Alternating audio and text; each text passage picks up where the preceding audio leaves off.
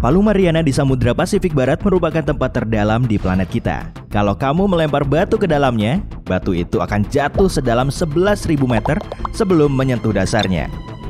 Tapi, lain lagi kalau tubuhmu yang nyemplung ke situ. Pastinya akan terjadi hal-hal yang kurang menyenangkan. Batu memang gak akan terpengaruh oleh tekanan kuat saat jatuh ke dalam air. Tapi, apa jadinya kalau tubuhmu yang menyelam di dasar Palung Mariana? Oke, pakai dulu ya sepatu katakmu sebelum cus menyelam. Jangan lupa tahan nafas. Kamu berada di kedalaman 1,5 meter di bawah laut. Kondisinya masih sangat nyaman karena kamu terbiasa berenang sedalam ini di kolam renang. Mungkin juga di dekat pantai saat kamu melihat-lihat ikan cantik yang berenang-renang di air dangkal. Tapi kamu sangat terobsesi untuk bisa mencapai tempat terdalam di Palung Mariana, Challenger Deep. Jadi, kamu teruskan saja menyelamnya. Di kedalaman 10 meter, kamu mulai ngerasa nggak enak. Tekanan yang menghimpit tubuhmu terasa berlipat ganda. Telinga dan paru-parumu mulai sakit. Ya, jelas saja, di dalam tubuh manusia kan memang banyak terdapat kantong udara. Di bawah tekanan, volumenya akan menyusut. Kamu pun bisa merasakannya. Tapi nggak masalah kok. Organ tubuhmu kan bukan berasal dari logam. Jadi cukup fleksibel untuk menahan tekanan yang bahkan lebih kuat lagi. Tenang aja, oke?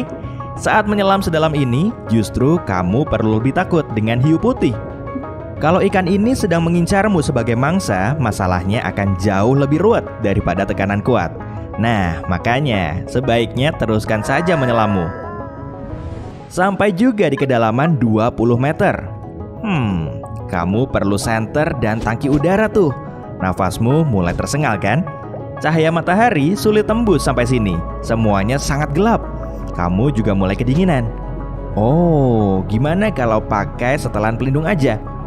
Pakaian ini kan biasanya dipakai oleh para penyelam. Udah mendingan kan? Tapi meski tubuhmu mulai terasa hangat, telingamu malah sangat nyeri. Paru-parumu juga mengecil hingga sepertiga kali lipatnya ukuran normal. Kondisi ini bisa membahayakan bagi penyelam yang tidak terlatih. Tapi kamu cukup bernyali dan terus menyelam hingga kedalaman 30 meter. Cuma penyelam profesional loh yang bisa menyelam sedalam ini tanpa peralatan khusus. Tekanan di sini 3 kali lebih kuat dari tekanan di permukaan laut. Tubuhmu mulai merasakan keanehan di dalam air. Tapi beda dari sebelumnya. Biang keladinya adalah tangki udara. Udara bertekanan di dalam tangki mengandung nitrogen sebanyak 78% dan oksigen kurang lebih 21%. Tapi di tempat sedalam ini, sifat nitrogen akan lebih toksik. Zat ini bisa membuatmu berhalusinasi. Kamu bisa jadi linglung, lalu melepas masker oksigenmu. Tapi, kalau kadar oksigennya lebih banyak, sakit kepala dan sensasi aneh lainnya bisa teratasi kok. 60 meter di bawah permukaan laut. Tekanannya 7 kali lebih besar daripada di daratan. Di sini, oksigen pun mulai menjadi ancaman. Kamu perlu menghirup gas yang mengandung helium.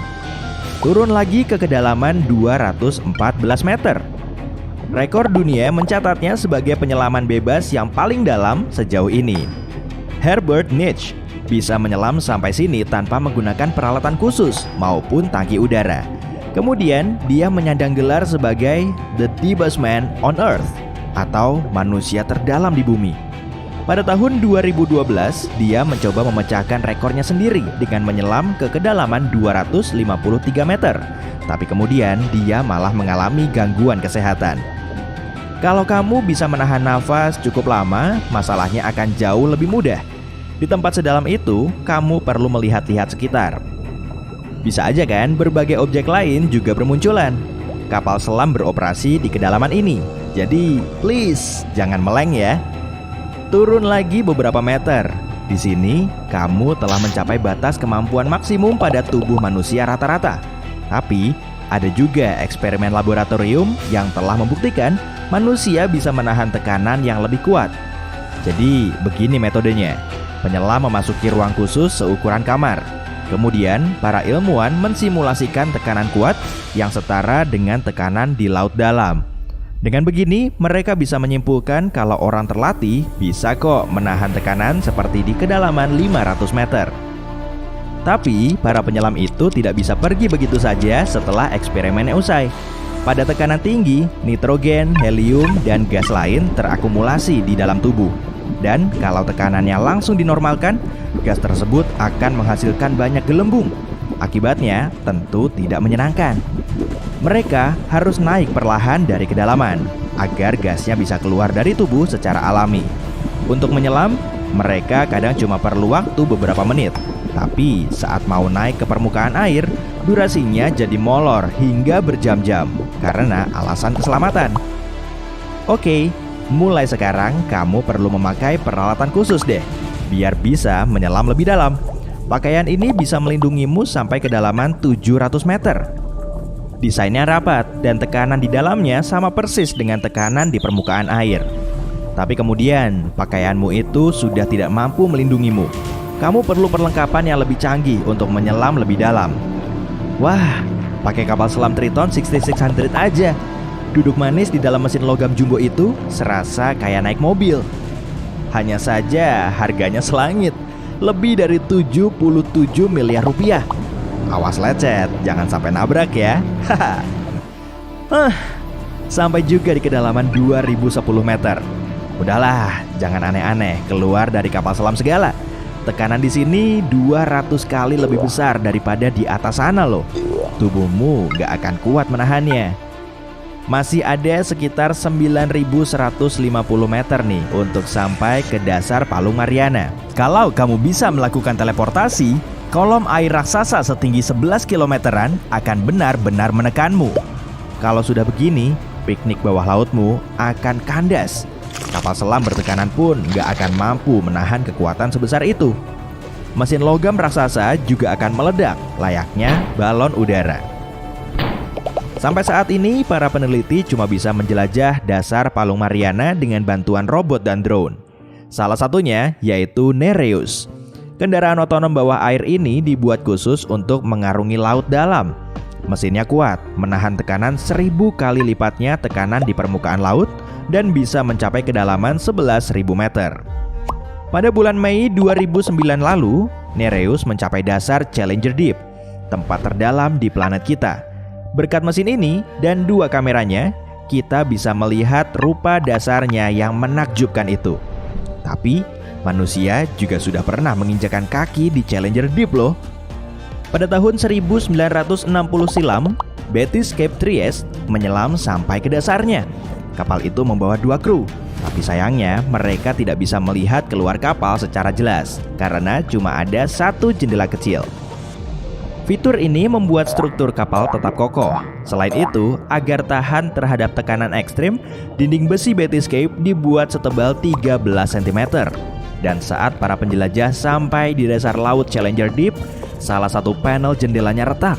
Tapi kapal itu masih bisa menyelam di dasar laut selama sekitar 20 menit, kemudian naik ke permukaan. Meski begitu, ada loh makhluk hidup yang terbiasa dengan kondisi ekstrim seperti ini. Snailfish Mariana hidup di kedalaman 7.300 meter. Dasar Palung Mariana pun ada penghuninya. Di sana ada bakteri dan virus. Mikroorganisme ini terbiasa dengan suhu rendah dan tekanan tinggi. Makanannya yaitu berbagai bahan organik yang tenggelam ke dasar laut. Manusia juga bisa kok bertahan dalam berbagai kondisi ekstrim. Misalnya di ruang angkasa yang hampa udara. Nggak seperti anggapan banyak orang. Suhu di ruang angkasa tidaklah dingin. Densitasnya juga nggak setinggi udara maupun air. Karena itulah panas tubuh kita akan lambat terbuang. Tenang, kamu bisa bereksperimen kok. Biasanya air mendidih pada suhu 100 derajat Celcius. Semisal kamu menaruh segelas air di ruangan khusus dan perlahan menurunkan tekanannya, makin rendah tekanannya, makin rendah pula suhu air saat mendidih. 70% tubuh kita terdiri dari air. Dan karena ruang angkasa hampir sepenuhnya hampa udara, tekanannya juga sangat rendah, mendekati nol. Nah, bisa kamu bayangin kan efek yang ditimbulkan dengan darahmu yang sangat cair itu? Semua organ di dalam tubuhmu juga akan mengembang. Tapi nggak masalah kok, jaringan tubuhmu kan lentur, jadi bisa tahan dengan kondisi seperti ini. Masalah utamanya yaitu nggak ada oksigen. Tanpanya kamu akan cepat pingsan. Tapi kalau tim penyelamat bisa menolongmu dalam waktu 1 hingga 2 menit, semuanya aman. Di ruang angkasa pun ada organisme yang bisa bertahan hidup. Ada spesies bakteri yang hidup di dekat stasiun ruang angkasa internasional selama 3 tahun. Bakteri ini bisa hidup di lingkungan hampa udara dan tanpa oksigen. Bahkan bisa tahan terhadap radiasi matahari yang kuat. Wah, layak juga nih menyandang gelar sebagai bakteri